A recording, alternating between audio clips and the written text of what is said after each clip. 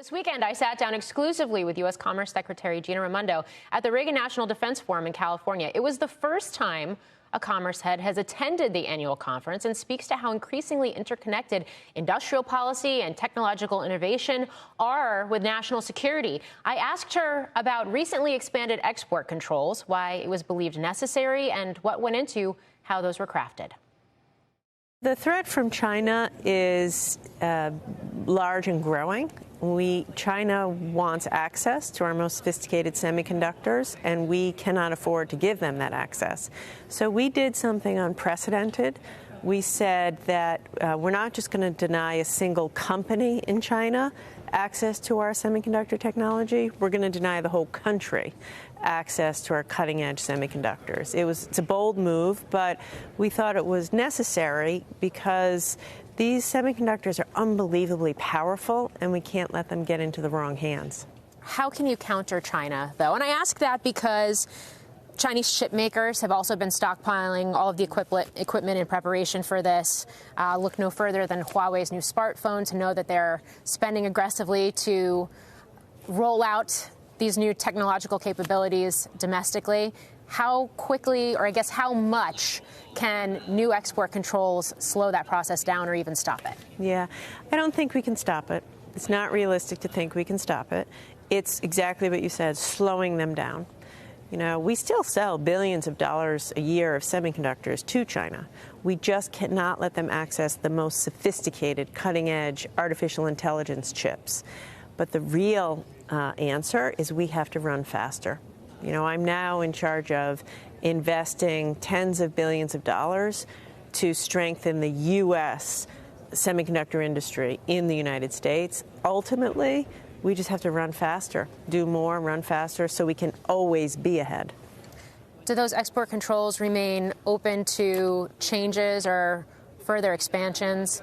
And I ask that poster child of AA, NVIDIA, not to call them out specifically, but they've been in the news. New export-compliant chip for China, H20. It's expected to roll out early next year. When you see a dynamic like that taking place in the marketplace, does it concern you? Not necessarily. You know, NVIDIA, we're in touch with NVIDIA. They are crystal clear. They don't want to violate our export controls. And, you know, we want them to sell chips to China. That's fine. They just can't sell the most sophisticated AI chips to China. So I expect industry will innovate. What I cannot have industry do is in any way violate the intention of our export controls. They have to follow the rule and the spirit of the law. And as long as they or any company does that, it's fine. But to answer your question, yes, we have to change constantly. You know, and I know that's hard for industry. They want a clear, you know, line in the sand. The truth of it is, though, technology changes, China changes, and we have to keep up with it. Commerce is spearheading the rollout of the president's recent AI executive order and the balance between not stifling U.S. innovation while setting guardrails on the tech and ensuring adversaries don't get a hold of the newest capabilities. But I also asked the secretary about the CHIPS Act and whether Commerce still plans to begin awarding funding before the year is out. She said that's the goal, but that second quarter of next year is when there will be, quote, a steady drumbeat of announcements.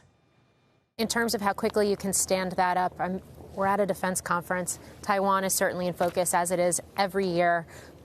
When we talk about Taiwan, just from an economic standpoint, even if China were to make some sort of move, be it by force or be it by blockade, what that would mean to the world semiconductor supply chain and to so many key critical American companies, how quickly can you stand up the capacity to counter that growing risk? Yeah, the reality is it takes time. It takes a couple of years to build one of these facilities, which is why we need to get going right now.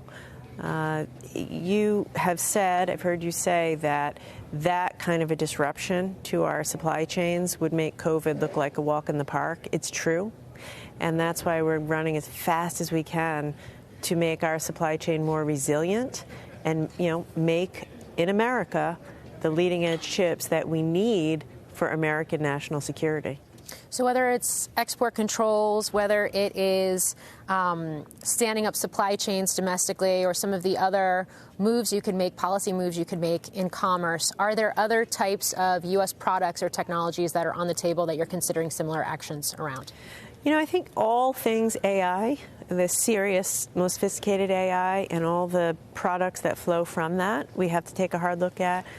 Sophisticated biotechnology, certainly we have to look at quantum computing, you know, all of this new technology. We have to be vigilant.